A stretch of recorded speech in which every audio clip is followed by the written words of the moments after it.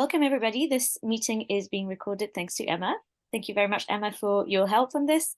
So this is our second lunchtime, if you're in the UK, talk about AI for women's health as part of the clinical AI group at the Alan Turing Institute in London. We're very happy today to have wonderful speakers, and I apologize in advance if my Wi-Fi isn't ideal. Usually I would introduce the speakers, but I'm really worried that you won't hear what I'm saying, so perhaps I will let them introduce themselves, so at least you can hear them well. And yeah, so just to summarize very quickly what the AI for Women's Health community is about, it's really a space for people to showcase their research in relation to either design for women's health or AI in the context of medical innovations that can benefit women's health, and also talk about future projects, looking for collaborations, etc. So we have a Slack channel that you're very welcome to join if you haven't done so yet, which is part of the Clinical AI Slack workspace, as well as a newsletter that is sent monthly, which advertises all the events that we do. And the next one will be in on the 24th of January, if I'm correct. I think that's the date.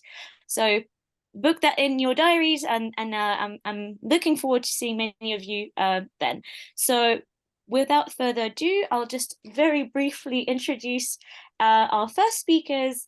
So we have the pleasure to have Michelle Oyen and Adrienne Scott from Washington University, and especially from a specific Center for Women's Health and Engineering.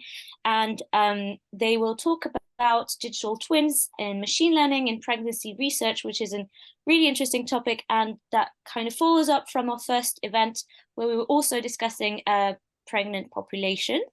So I'll let Michelle and Adrienne have the floor and perhaps introduce themselves a little bit more. Great. Thank you very much for the opportunity. It is early in the morning here in the Midwest of the United States. We are part of the Center for Women's Health Engineering at Washington University in St. Louis. So we're in the middle of the country on the Mississippi River in the central US time zone. And we have a center here that focuses on this interaction between women's health and engineering, which is a really interesting new center. We've been in existence for just over a year.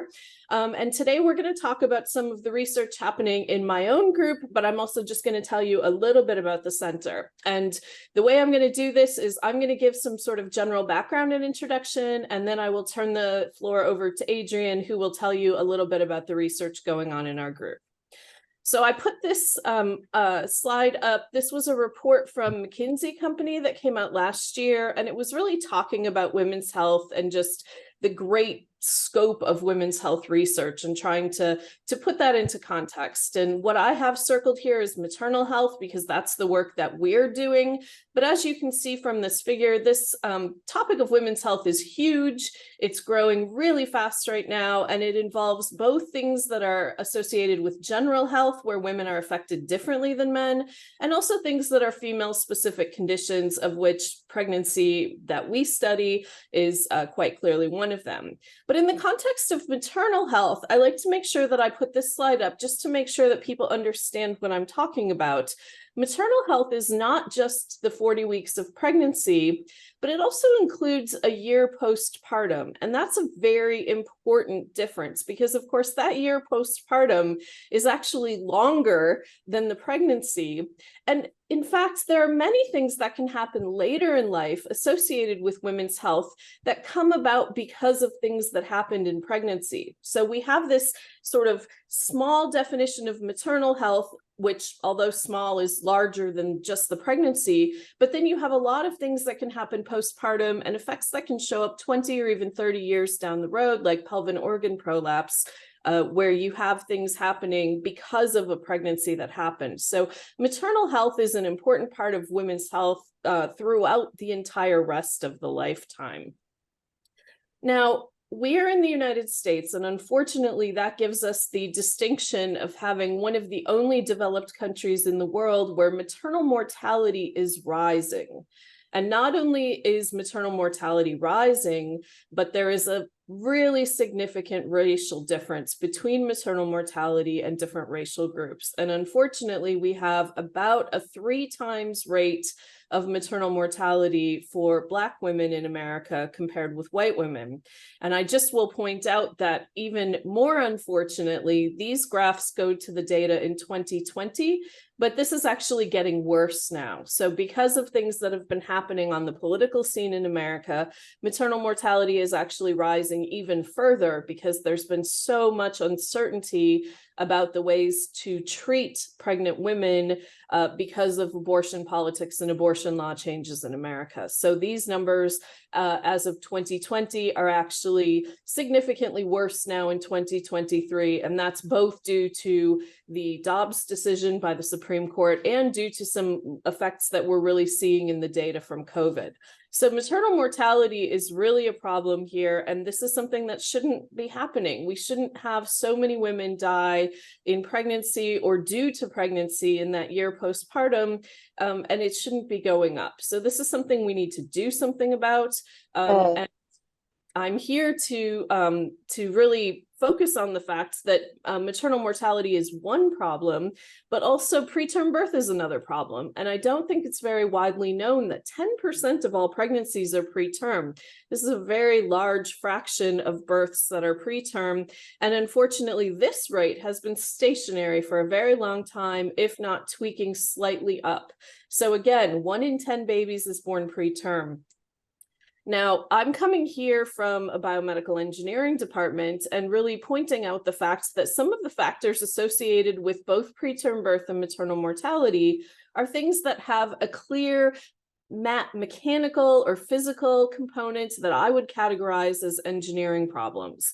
So maternal trauma, uterine rupture, preeclampsia, polyhydramnios, placental abruption, and then some of the things that can happen during birth itself, premature rupture of membranes, problems with a short cervix. These are all things that have a clear engineering component. And so over the last couple of decades, there have been several of us who have been working on these particular problems in pregnancy, really coming at it from an engineering perspective.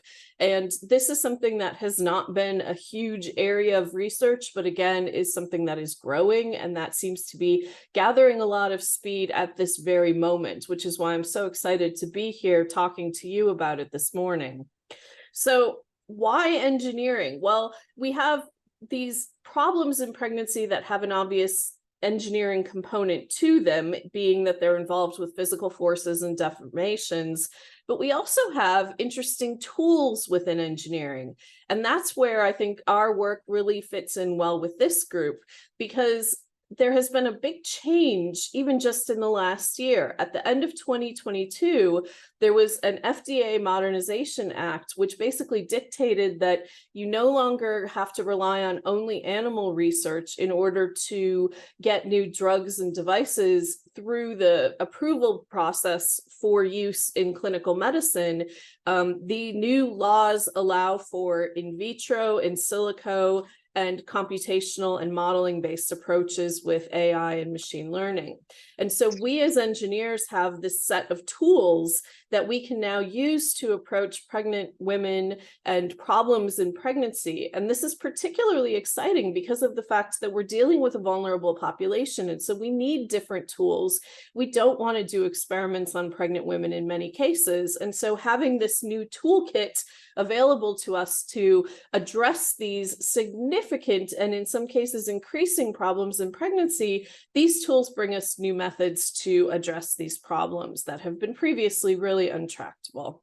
So we are, in our research group, really focused on things that we can do based on information that is easy to obtain from the clinic. So we are working on computational models that are based in clinical ultrasound. So a routine scan, something that can be done in a pregnant woman without a significant risk, and taking the information from those ultrasound scans and turning them into real-time and patient-specific computational models. And that's some of the work that Adrienne will be talking about in a minute when I hand the floor over to her.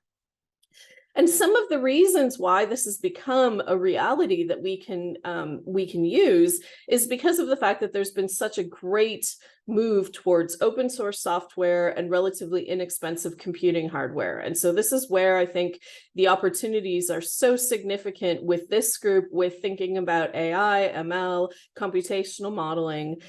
These are all things that we can really take advantage of from the fact that our software and hardware have become less expensive, have become less restrictive, and therefore we can bring these things into environments like the clinic where they haven't historically been a factor.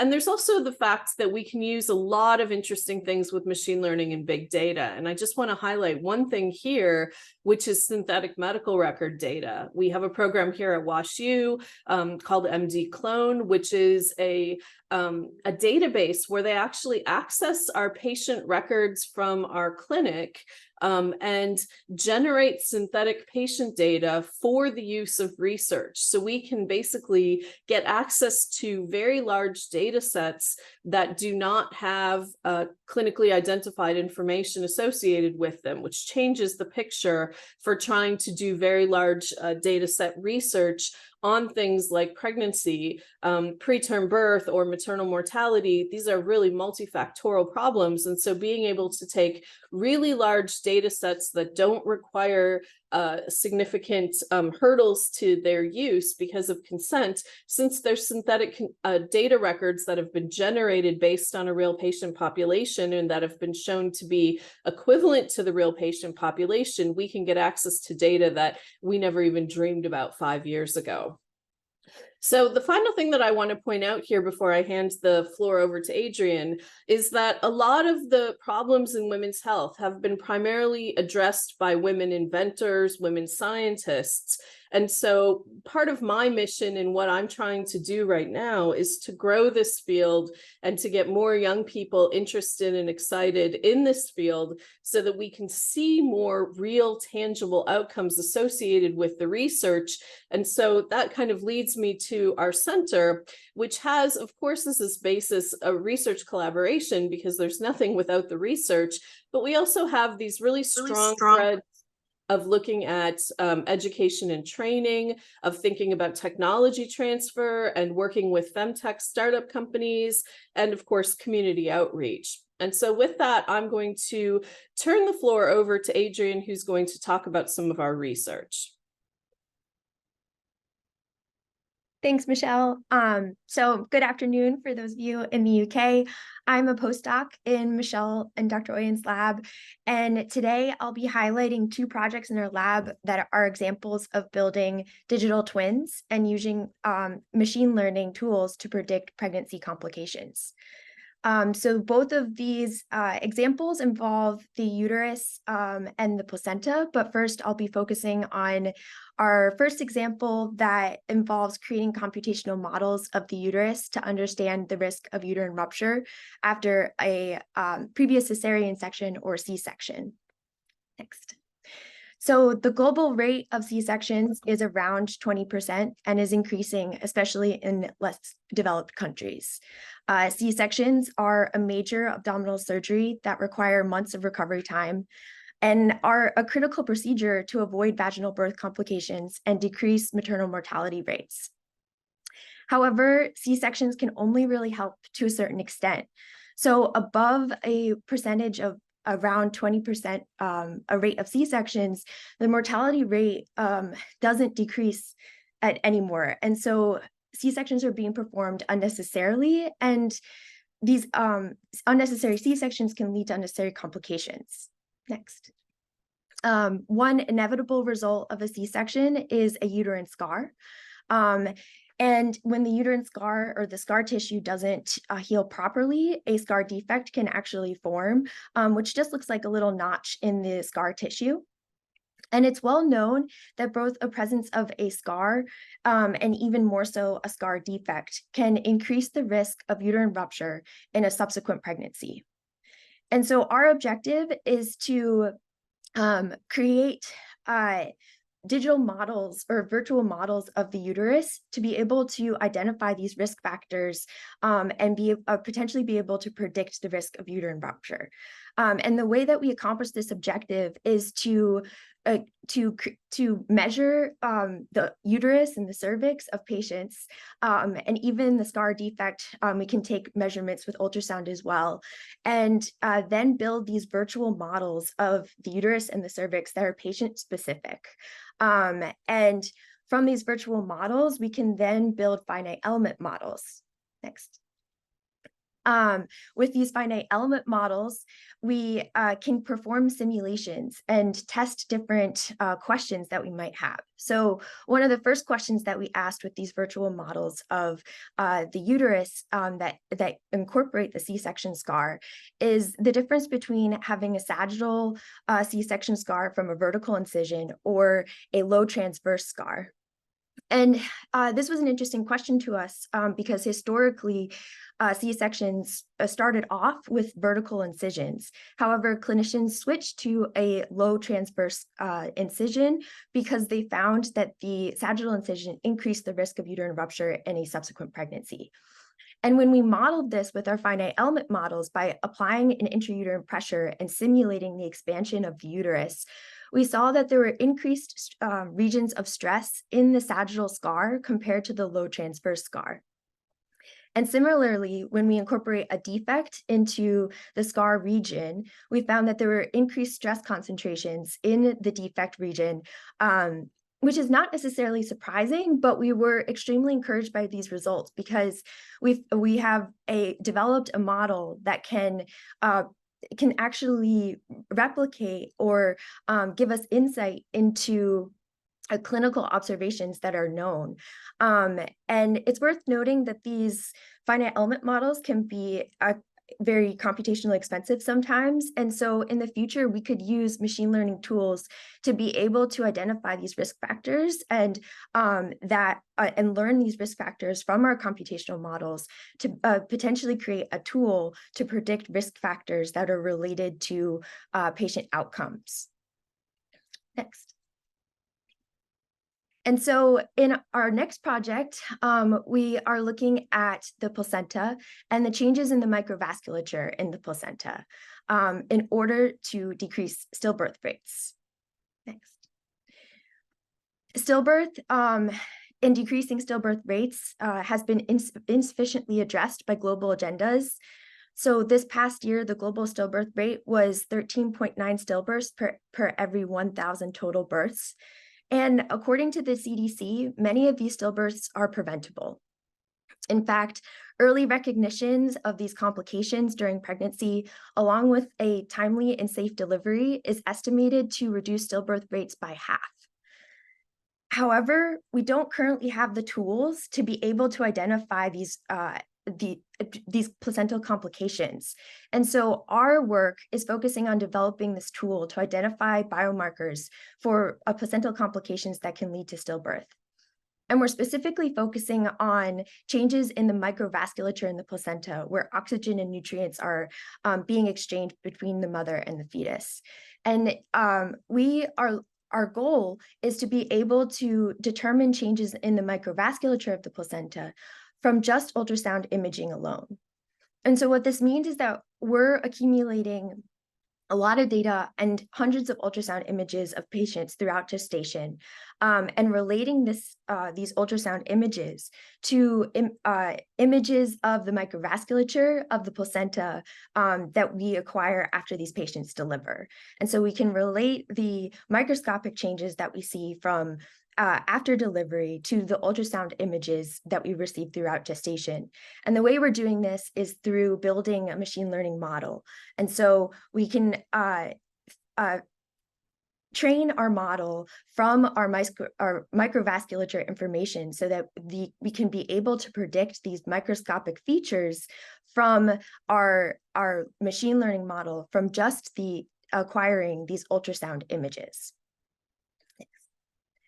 And the way that we're capturing and acquiring all this data on the microscopic level is by imaging with optical coherence tomography, or OCT. And with OCT, we can we can create these three-dimensional structures and capture what the microvasculature looks like, and particularly the villus tissue in the placenta. And from these three-dimensional structures or these stacks of images, we can then segment these stacks of images. So we use machine learning tools to actually learn what is tissue and what is not tissue, and identify what is tissue here, shown in white. And then from these stacks, we can then 3D reconstruct this vasculature network. And then with this vasculature network, next, we can quantify these changes. And so we can look at changes in thickness of the vasculature network, or we can look at changes in branching of this network. And then additionally, we can perform computational models again, and we can create these virtual simulations of patient-specific geometry that looks at how the structure changes the function and the overall ability to transport oxygen across the terminal villus membrane.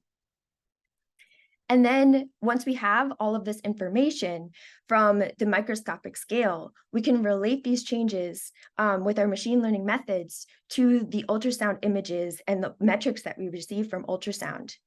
And overall, in conclusion, our lab is working on using these machine learning tools and AI to be able to take clinical images and develop digital twins and virtual representations of these patients, and be able to learn these outcomes of these virtual representations to then predict patient outcomes and identify which patients are low risk and high risk.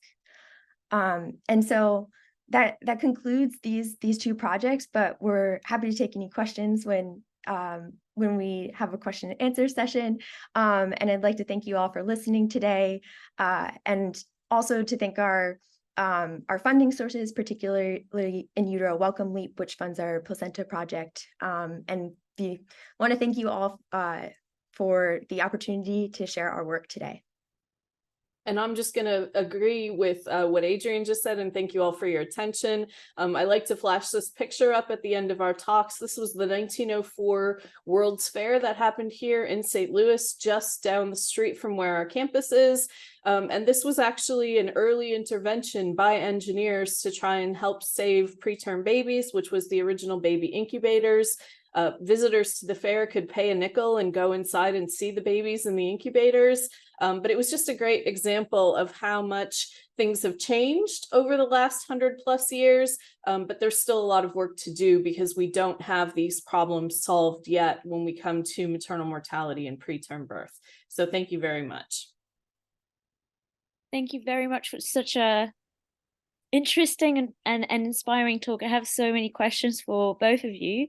I actually think that because there was so much information in your presentation, perhaps we could have like a couple of minutes of questions now, if that's okay, and then move on to Sarah's talk. What do you think, Emma? Yeah, that sounds good. Okay, great. In that case, I might start with one question that is burning me, and that's about working with ultrasound scans, because so I come from a computer science background here at the University of Cambridge, and I've read quite a few papers on using MRI imagery in gynecology, for example, and other fields for training machine learning models, etc. Not so many with ultrasound scans. So I'm assuming that there are, you haven't mentioned, but there are quite a few challenges of working with such data. And in fact, I think it's very impressive that you've focused on ultrasound scans. I mean, it makes sense from the maternity perspective, but I was wondering if you could just tell us a little bit more about the challenges of working with such a data, and perhaps some of the mechanisms or interventions that you've used to like overcome these. Yeah, that I'll stop here. So I'll start and then I'll pass it to Adrienne about the logistics. Yeah, they don't normally always save ultrasound scans. So I think that's one of the reasons why ultrasound hasn't been used very much in a machine learning context, is because it's done as a live measurement and they often record pieces of data from the scan, but don't always save the scans. So they're considered so routine that the data aren't always saved. And so the very first thing that we had to do when we started working with these projects was actually develop a pipeline and mechanism for saving the scans themselves so as to be able to do the data analysis. And I think that's one of the things that we've seen as an opportunity in the field, is to try and develop databases. So there have in fact been, there's a US National Institutes of Health funded database on lung scans of COVID patients that have been used for machine learning. And I think that, you know, if people started saving scans and de-identifying scans and figured out a way to make a repository of ultrasound images, there's a vast trove of information that could be available then. But Bianca, you're absolutely right. That's one of the challenges associated with this, is that this is not historically a data set that's routinely saved. Adrienne, if you want to add anything to that.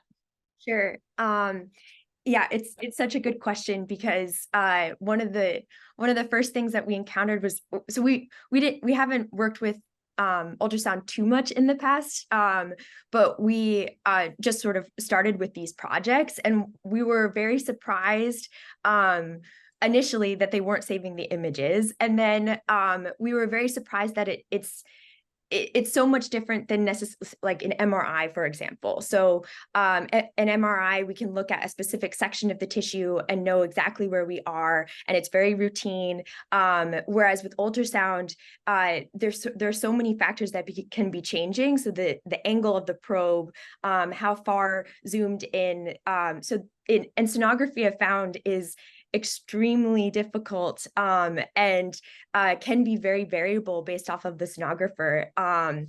And so it's been, in a way, it's a little bit of an art. And so dealing with these ultrasound images is extremely different than dealing with MRI images, which are more standardized, I'd say.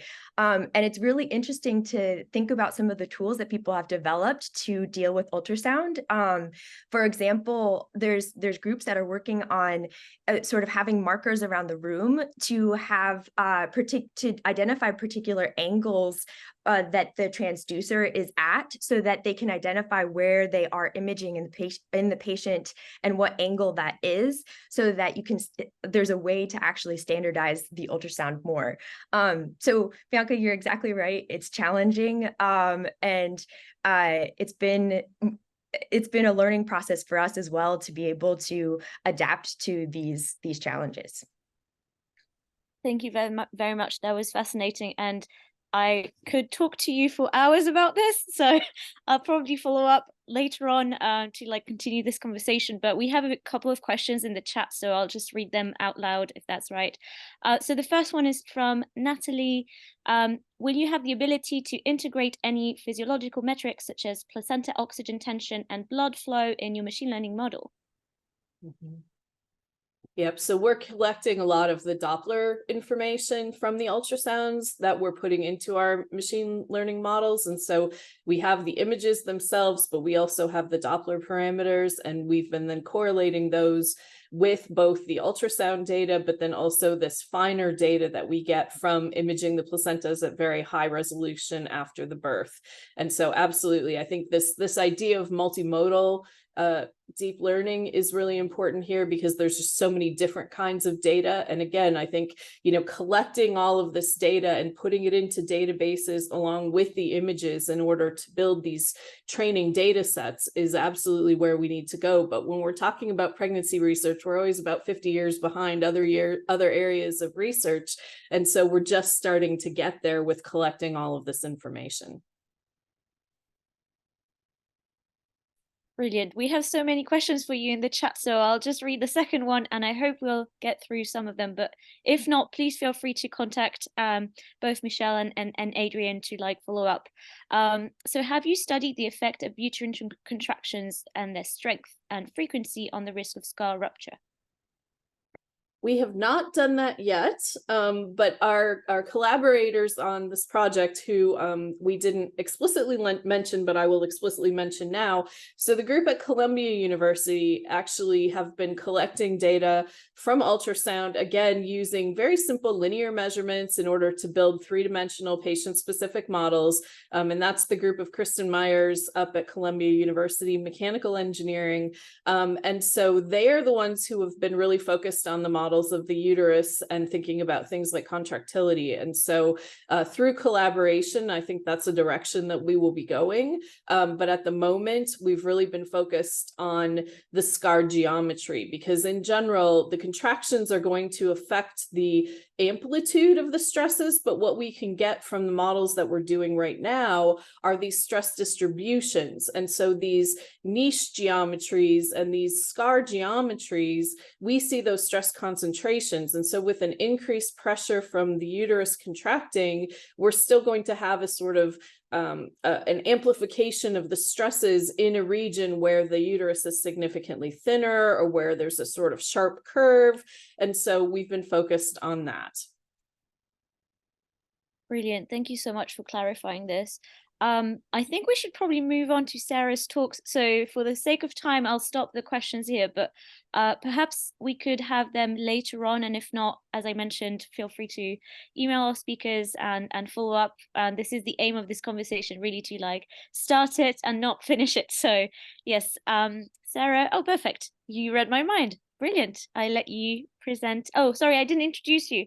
Oh, my bad. Sorry about that. So Sarah is coming from the Department of Computer Science at the University of Copenhagen and is going to talk to us today about designing with menstrual cycle data. I actually met Sarah at another conference earlier this year, and I'm so looking forward to hearing a second talk by you. So thank you so much for presenting with us today. Oh, thanks for having me. Yes, so I'm going to be talking about something very different and very different methods. As I said, I'm an assistant professor at the University of Copenhagen. I'm within the human-centered computing section. So we're really interested in looking at how people use technologies and designing not so much from an engineering perspective, but more from a kind of user-centered perspective. So this is a question I often kind of ask myself during my research. I've used research through design as the method to conduct the majority of my research on menstrual cycle tracking technologies. And this is a really kind of explorative approach that allows for more informed discussions about what we want from our technological devices. So rather than trying to kind of improve the design of menstrual cycle tracking technologies from a practical stance or engineering stance, for example, by making them more accurate or more efficient, my research uses design in more explorative ways, asking, is this the future we really want? And I'm going to talk about two of my research projects here today. So the first one, Ambient Cycle, explores what kinds of data we want to use in our smart home and how menstrual cycle tracking data can be used as ambient data. So I'm assuming all of you will kind of recognize this. This is the pretty standard design of a menstrual cycle tracking app currently. So the user puts in data and the app uses algorithms to try and predict when events such as menstruation, ovulation, and PMS will occur in the next cycle, and uses a given kind of medical information or the information is proposed in a kind of medical model about the menstrual cycle. So my design, Ambient Cycle, kind of reimagines menstrual cycle tracking technologies as smart home devices. So Ambient Cycle comprises a Wi-Fi enabled microcontroller with an LED strip that is configured through an app. And the lamp is designed to sit on the floor and kind of project up a wall to give a mood lighting effect. So the user chooses in the app which color they want the lamp to show at different times of their menstrual cycle. And then the lamp kind of automatically cycles through this color configuration over the menstrual cycle before starting again at the next cycle, just as a menstrual cycle tracking app does.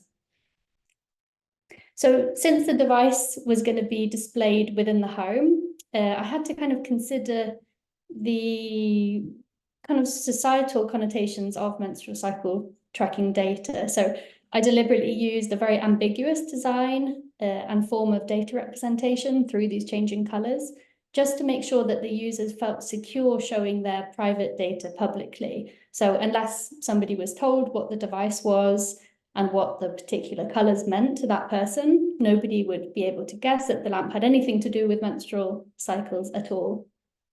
And this project kind of challenges the inner-outer nature of our bodily data and explores societal aspects that influence what kind of data is taboo to include in the smart home.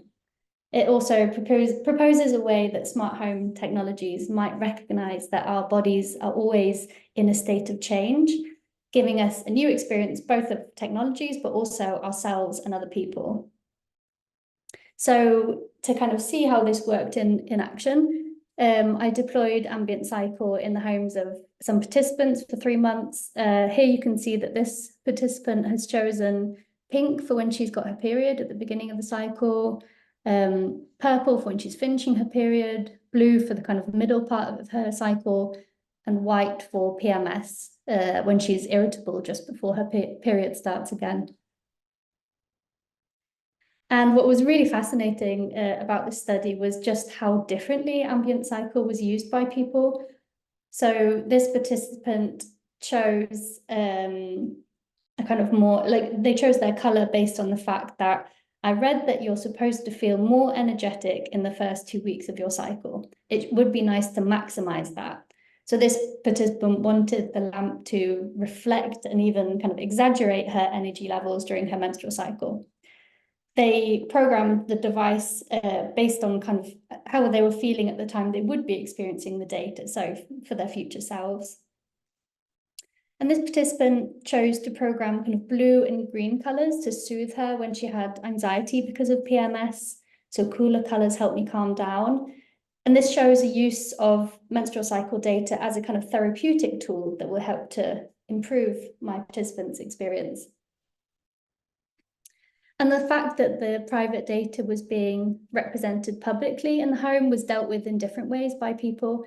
This participant found the thought of telling her parents-in-law what the device really did laughable, but was happy to post about being part of the study on social media, which kind of shows the different context of how menstrual cycle data is perceived. And then in contrast, this participant kind of deliberately told every visitor to her house what the data was or what the device was, and played with the idea of, when they asked me to change it, I said, no, I can't change colors because I was being a bitch. I was the person who had control over it. And that kind of shows the effects of when we use our bodily data in our homes, you know, the fact that some bodies would be more visible than others. Another participant was still using her app-based menstrual cycle tracking device at the same time as using ambient cycle, and she was actually surprised when ambient cycle proved more accurate than her kind of typical app in predicting her period. She felt that the kind of more ambiguous or less traditional design of ambient cycle made it seem less accurate. And this also led her to kind of question her relationship with menstrual cycle tracking devices more generally. And she said, but then I had my period, so the lamp was more accurate than the app. But that's also a weird way of looking at it. Like the app is the correct. I mean, it's my body that should be correct. So it kind of made her question the dominance of menstrual cycle tracking apps in terms of being correct in relation to the regularity of the menstrual cycle. And I think possibly the most interesting thing to come out of this study was how a few of my participants used their data to communicate with other people. So these two thought that they would use their device in order to tell their family when they had PMS. So this one says, well, I'm also thinking of its benefits for my family. If it becomes blue when I have PMS, I could tell my kids, see, I have PMS, you know it's blue, so be gentle. So basically be nice to me when it's blue. which is a very interesting aspect of or proposal to kind of use data as a way to share our internal states with the people around us.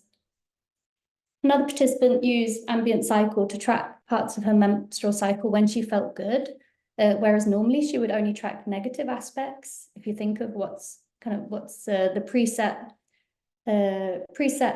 tracking aspects in normal or traditional menstrual cycle tracking apps, they tend to be pain or bleeding or irritability or kind of negative aspects. So this one said, I chose green for very good days, and so I thought, I'm going to pay attention if it really is good these days. So ambient cycle allowed for a more flexible way of tracking the menstrual cycle, but the consequences of this flexibility and ambiguity was that it was seen as less reliable or accurate than conventional menstrual cycle tracking apps, despite the fact that it worked in exactly the same way. And this reflects the kind of the dominance of objective and medicalized information versus subjective forms of menstrual cycle tracking. And the benefit of this design was that it kind of proposed other uses for menstrual cycle tracking data, such as communicating internal states with other people, and also acting as a therapeutic tool during the menstrual cycle, and also improving kind of awareness of the positive aspects of the menstrual cycle. It's something that's not often discussed in society. So my next project, OVM, explored what happens when you challenge the clinical aesthetics of non-clinical menstrual cycle tracking devices in the home. So OVM is an ovulation tracking device. I know all of you will know this if you're in this meeting, but ovulation is when one or more eggs are released from the ovary and when conception can take place if sperm is present. And I addressed the case where at home ovulation tracking is done with the aim of conception rather than contraception. And as with my other research projects, I began with a critique of existing ovulation tracking devices. And from this critique, I developed certain qualities that I wanted to aim for in my design. So instead of a clinical device, I wanted to explore designing for the home environment it would be used within, instead of a device that was designed for the partner who would be getting pregnant alone or get pregnant alone. I wanted to design a device that facilitated a shared experience of fertility tracking. After all, conception usually involves two people, though obviously not in every case. Rather than a device which acted as the expert, I wanted to explore designing a device that, once again, kind of similar to ambient cycle, allowed the user to co-construct their knowledge about their bodies with the device. And I found that saliva tracking could offer the most kind of co-constructive method of fertility tracking. Saliva tracking is a method that uses the increase in salt in saliva around ovulation to track fertility. It's the same process that changes the consistency of cervical mucus, actually. And this increase in salt is visible in saliva samples under a microscope. This figure visualizes how these saliva samples change over, or might look over a 31-day menstrual cycle. So days 9 to 14 show the fertile period, with ovulation taking place on day 13 when maximum crystallization is visible.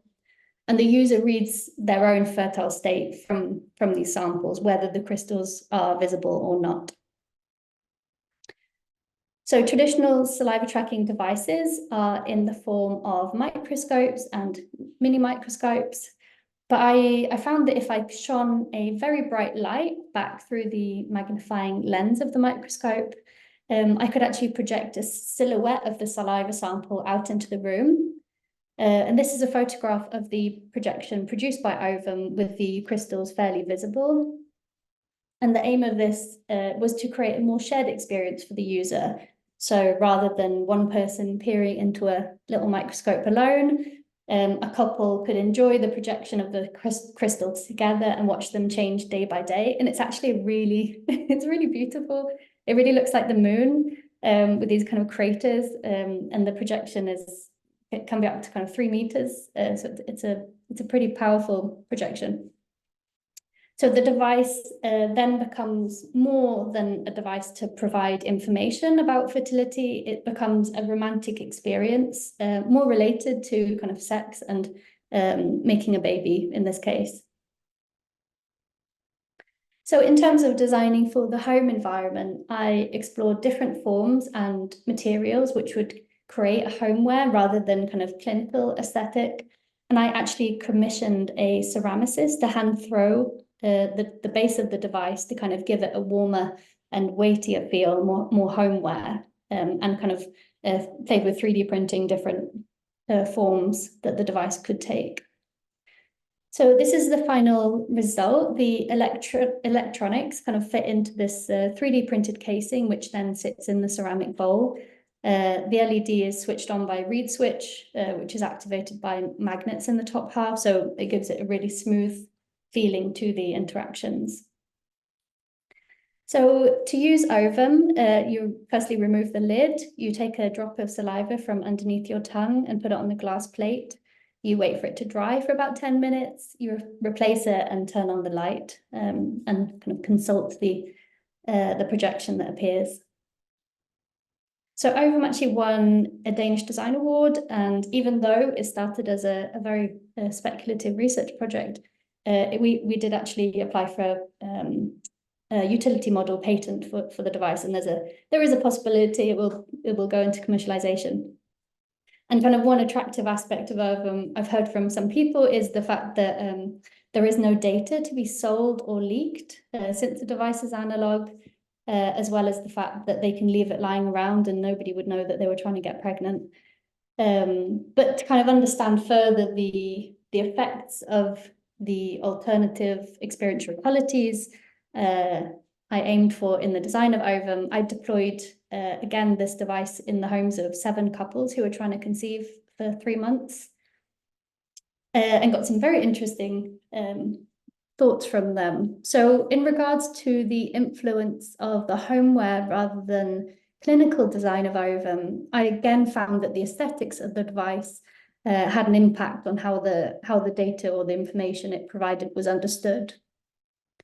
So at first, the Ovum was seen as very desirable, and then it changed the experience of self-tracking to more of a soft science project in a way. But after a while, this one couple, as they described, like they wanted it to be more of a handy tool.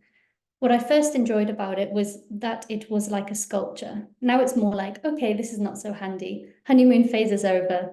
Now I just want it to be like what it's supposed to be. So the reflection that the more experiential aspects of the design were, that they understood that they were taking away from the kind of toolness of the device, which is very interesting.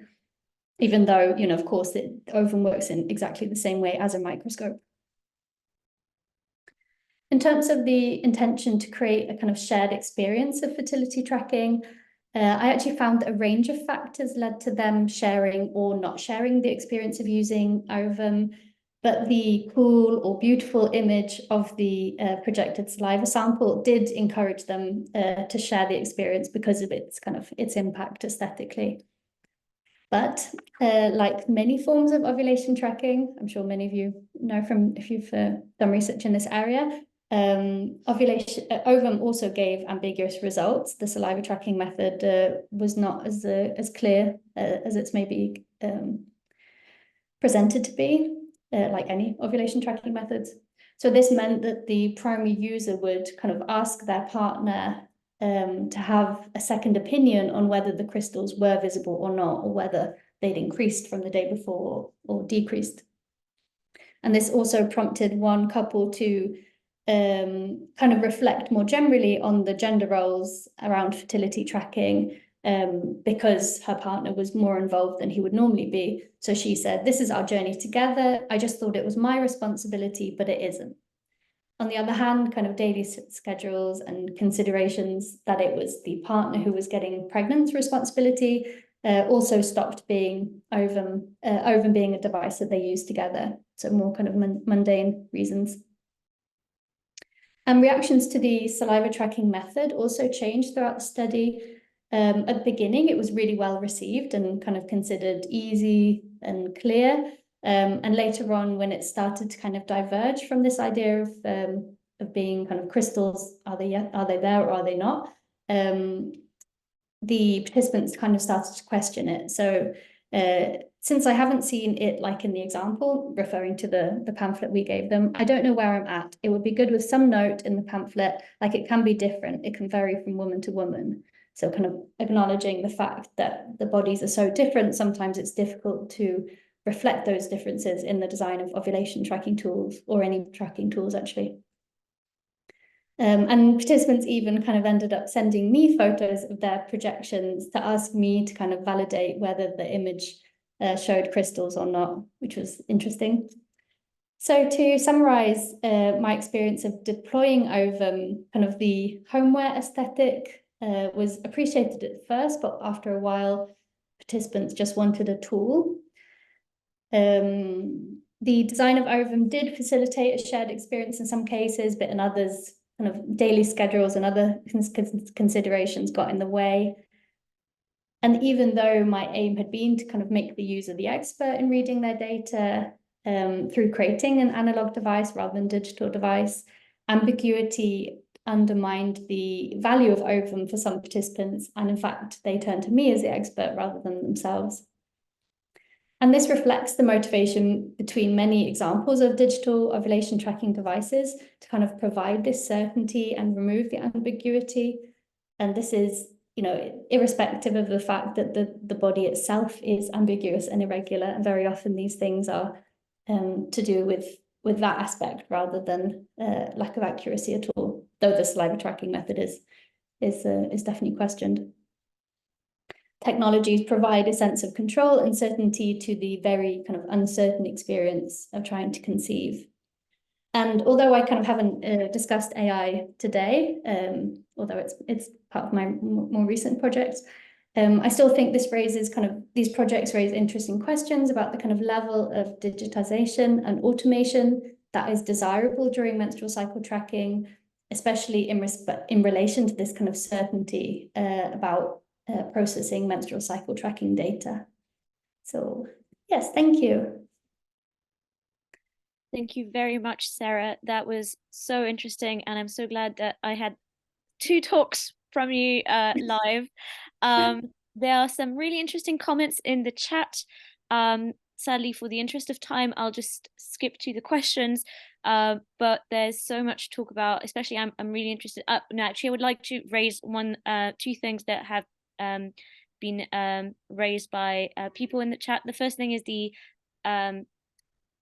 ambiguity of your design, which I think is really interesting, both from the perspective of you know, this question of, is it accurate as much as what people are used to in terms of like tracking apps, for example, as well as this concept of only the users of the design know what it can mean or how it can be you know, used. I think that's really interesting, and I would have lots to ask you about on this. And the second thing that has been raised is also this the fact that the concept, especially of the ambient cycle, could be used for other purposes, such as endometriosis or chronic conditions, as it's really relevant in that context, perhaps. So something to explore, perhaps. Yeah. But just going back to the questions that are coming up in the chat. So we had a question from Alison. With any fertility tracker, the reverse use case can be to prevent pregnancy. Did you assess this as part of your project? And also menopause and perimenopause. And then there was another question. Also, could you not add to the device where it reads the image and provide a digital readout?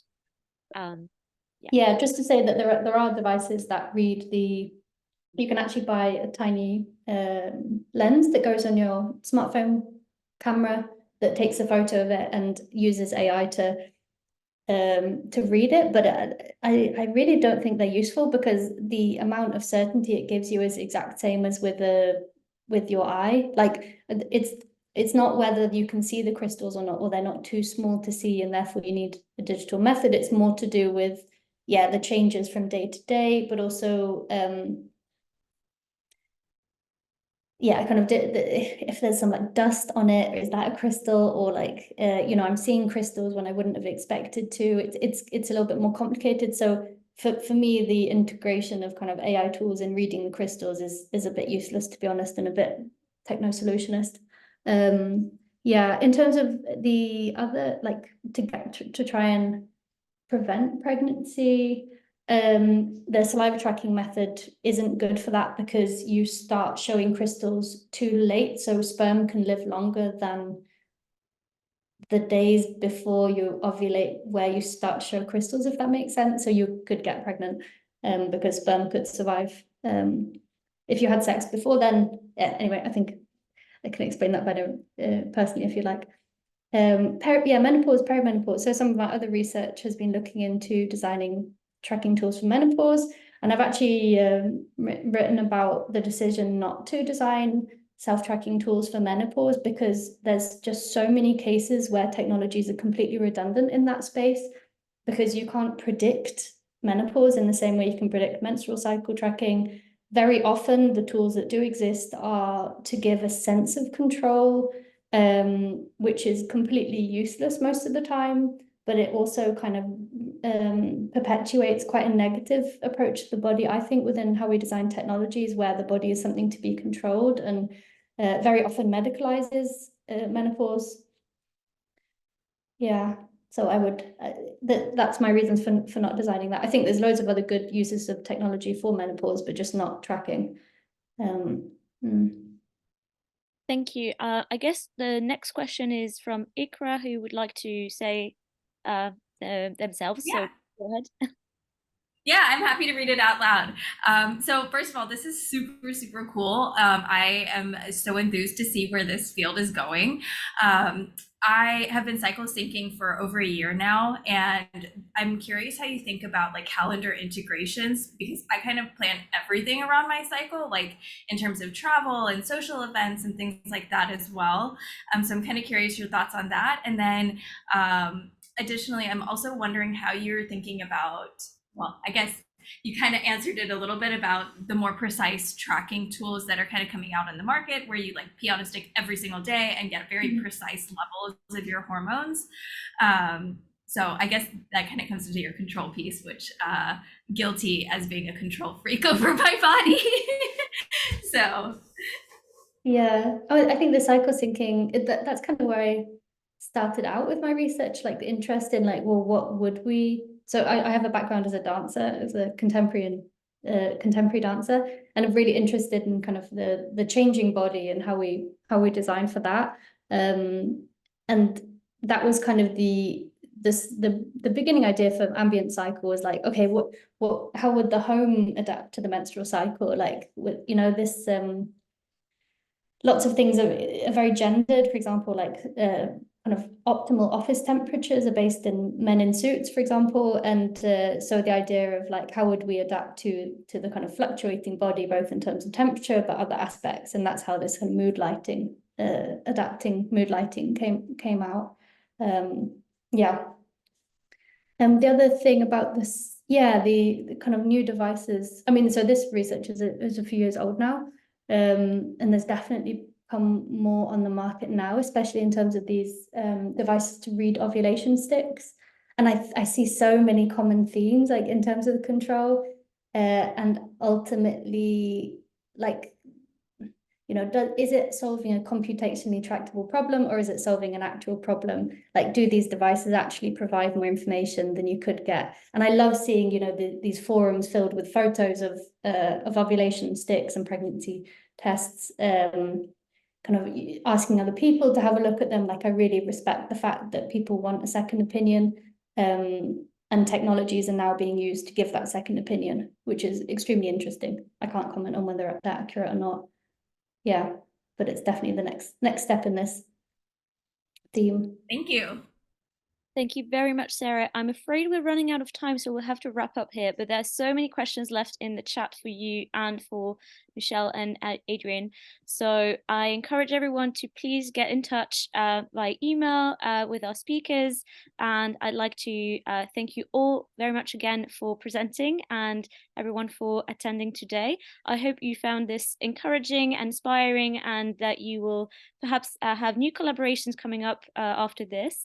And as as I mentioned earlier, we have a Slack channel that you are all very welcome to join, as well as a newsletter as part of the clinical AI group at the Alan Turing Institute. And I really look forward to seeing many of you at our next event on the 24th of January. And on this note, I thank you very much and wish you a very good day. Thank you.